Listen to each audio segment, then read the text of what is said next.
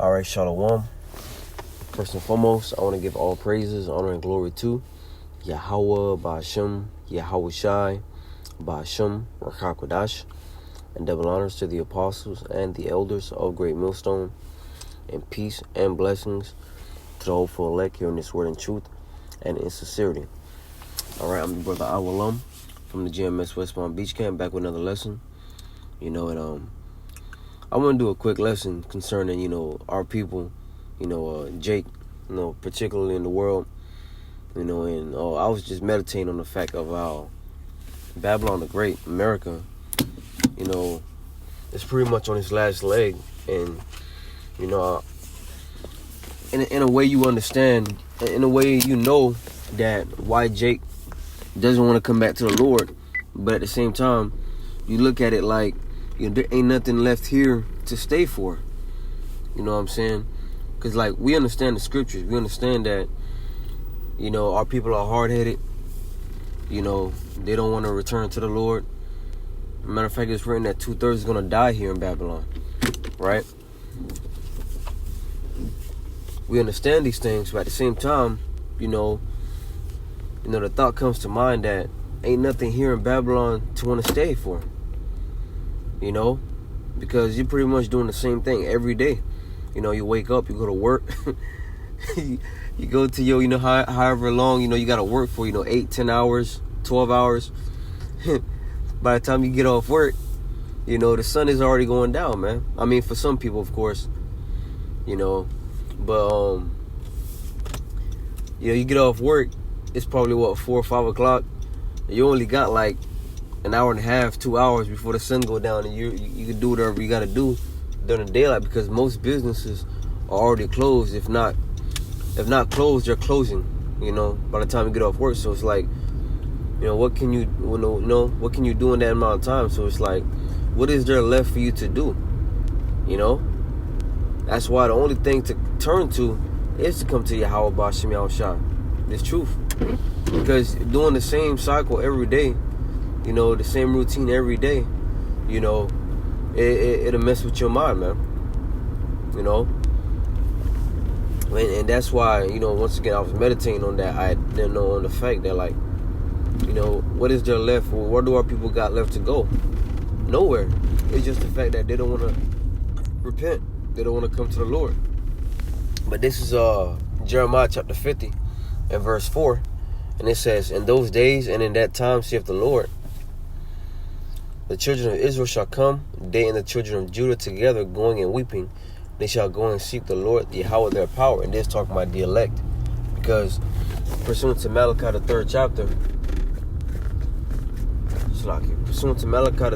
and the 16th verse, it says how the elect would, matter of fact, let's go back to it. Let's go to it. Slack, not back, because we didn't go to it yet, but let's go to it. Malachi chapter 3, where it talks about they shall discern between the righteous and the wicked. Okay?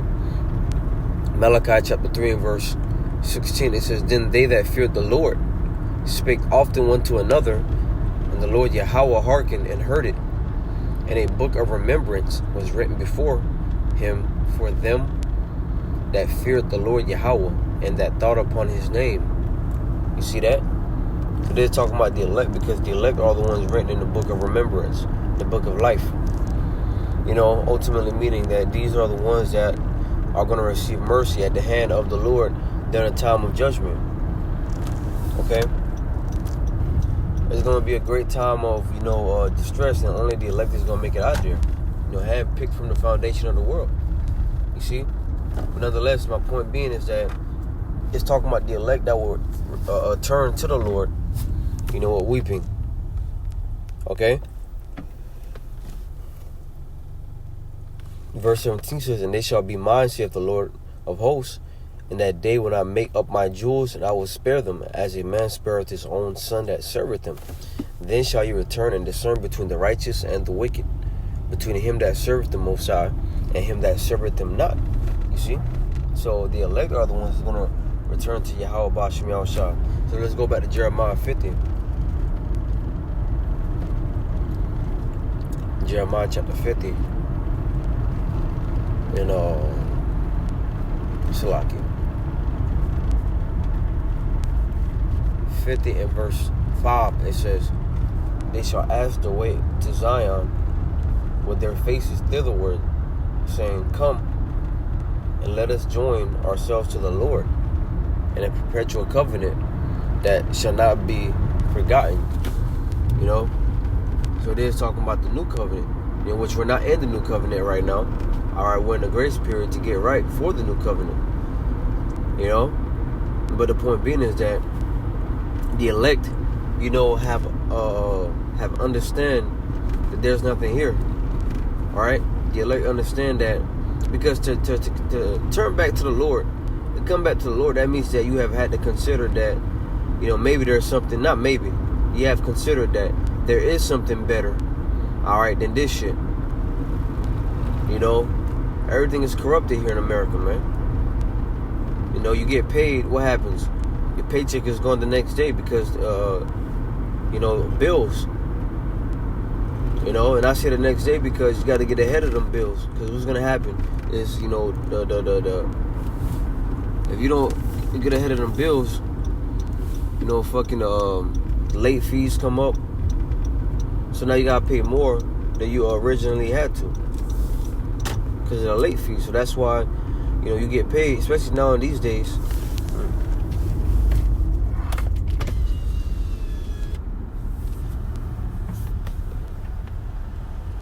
Shalaki. Especially now in these days, you know, it costs an arm and a leg to live, to pretty much survive now. So now you're getting paid, your paycheck is gone within a week. Not even within a week, within 4 days, you know, your paycheck gone, man. You know what I'm saying? So, my point is that the elect, you know, has considered that this ain't it. It's just here to maintain. You know, Lord willing, you know, we be part of the elect. You know, our sincere brethren, all right, and you few sincere sisters, you know, hey, man, we're just here to maintain, you know. And, of course, it would be nice to have a few extra, you know, shekels, whatever. But, you know, we're here to maintain. Like, I look at, and I don't mean to ramble too much, but I look at, you know, Jake, you know, that's in the world chasing that bag. You know, and their goal is to one day become a millionaire, or their goal is one day to become rich in this world and have, you know, an abundance. But the thing is that within this world, to have that much stuff, you know, you got to compromise in some kind of way, right? You got to compromise. And look at these celebrities. These celebrities, you know, they've compromised, you know, in so many ways to be at the level that they're at, because they're talented. You know, people like Beyonce, Jay-Z, you know, Biggie, you know, all these celebrities, you know, and these are just the ones that I could think of at the moment, but all these celebrities that you see at the top, they're talented, but they didn't hit, you know, they didn't hit that position that they're at because of their talents. You know, they hit it because they sold out to Esau, because in this world, Esau don't care about their talent. Now, of course, he cares that he can use you, but he'll pay you, all right, you know, to push his agenda, whether it be through the music, the movie, or whatever, man. You know, so being rich is not it. It's not it in this society. You know, and especially, man. Let me get the scriptures, man. I'm rambling too much. Let me get the scriptures. Jeremiah 50 and verse 6, and it says, "My people have been lost sheep. Their shepherds have caused them to go astray. They have turned away on the mountains. They have gone from mountain to hill.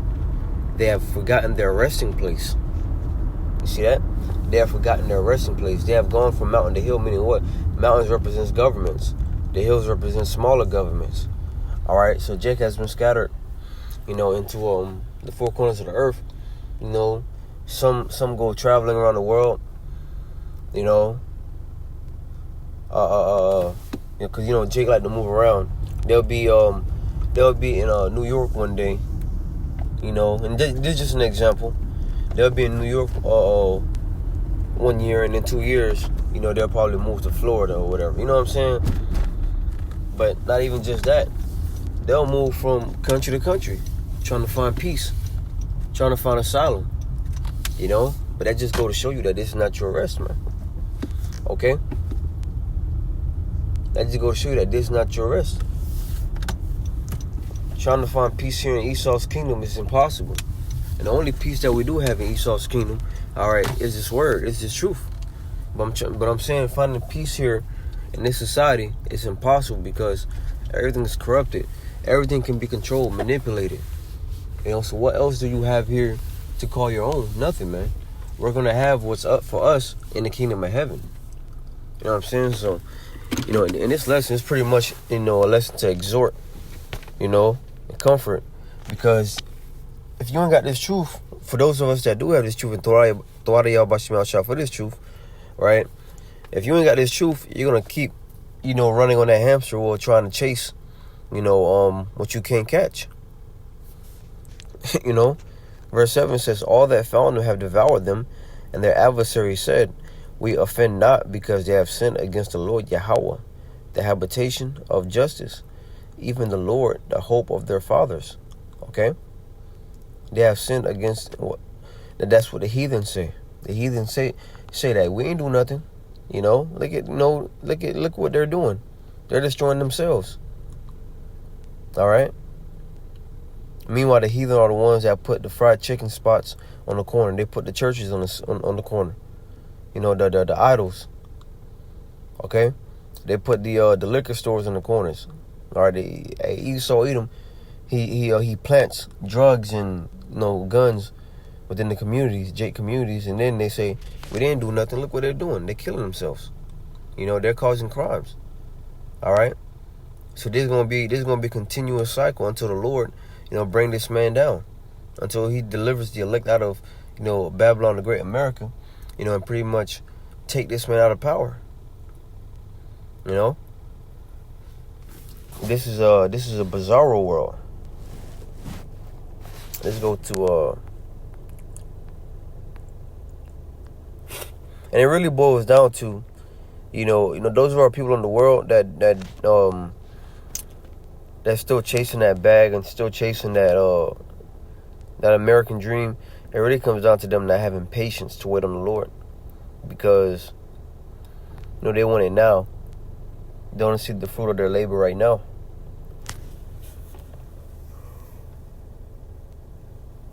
You know, they want that instant gratification. Whereas us in this truth, beginning with our apostles and elders, you know, and our apostles and elders, they've been laboring for years, man. You know, and it's still going.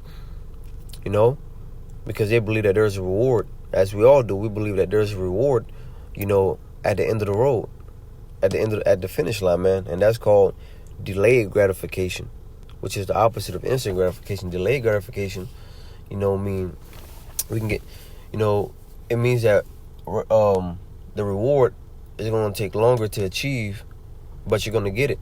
Where instant gratification, you know, you want it instantly right there. Soon as you see something, you want it.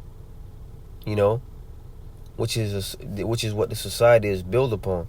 It's built upon that behavior, that mentality, that, you know, you see something, you want it, you got it. You know, you ain't have to work for it, you ain't have to do nothing for it. You know, it was just given to you. See, we live in a society of spoiled people. Okay? Whereas you got delayed gratification, you see something, you know, but you may not be ready for it. You know what I'm saying? And this is just an example that I'm giving to you. You may not be ready for it. You know, so you keep working and working for it. Because, like, if you go shopping or whatever, and you go shopping or whatever, and you see, like, some nice, some kicks that you want, and you like them, but it's not in your budget to get it yet, you know, if it's not in your budget to get it yet, you're going to hold off on that until you raise up enough money, all right? Because you're going to go work for the money until you raise up enough money to buy the kicks, you know? So pretty much what I'm saying is that, you know, until you get that money to buy the new kicks and new shoes, you know, you're going to hold off on it. Delayed gratification.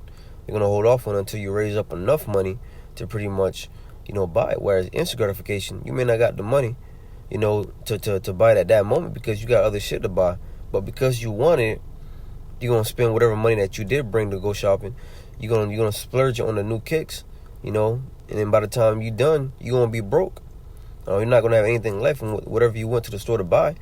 And you probably ain't even get it because you spent that money on the new shoes. You see what I'm saying? So that's just an instance to where delayed gratification and instant gratification, can differ, and what can benefit you the most. But the point being is that, those of us in this truth, all right, who's in that delayed gratification process, all right, the reward is going to pay off, when it's all said and done, okay? And the people who wanted it now, well, now you got it, of course, or you got your consolation, you see, but hey, that consolation is getting ready to be taken away. This is Micah 2:10. It says, arise ye and depart, for this is not your rest, because it is polluted. It shall destroy you even with the sword destruction. You see? America, Babylon, this captivity is going to destroy you with the sword destruction. And as much time as you can tell this to Jake, they're going to cuss you out. They're going to look at you stink. You know why? Because they love it here. They want to keep doing what they're doing. They love the wickedness, man. All right? But when it's all said and done, when the Lord brings Babylon down, you going down with it. No ifs, ands, or but. That's a fact, man. Okay? So, Lord willing, this lesson was edifying. I want to give all praises, honor, and glory to Yahweh Ba'ashem, Yahushai Ba'ashem, Rekakwadash, and double honor to the apostles and the elders of Great Millstone, and peace and blessings to those for elect hearing this word in truth and in sincerity. Until next time, I say shalom and above all, shalom.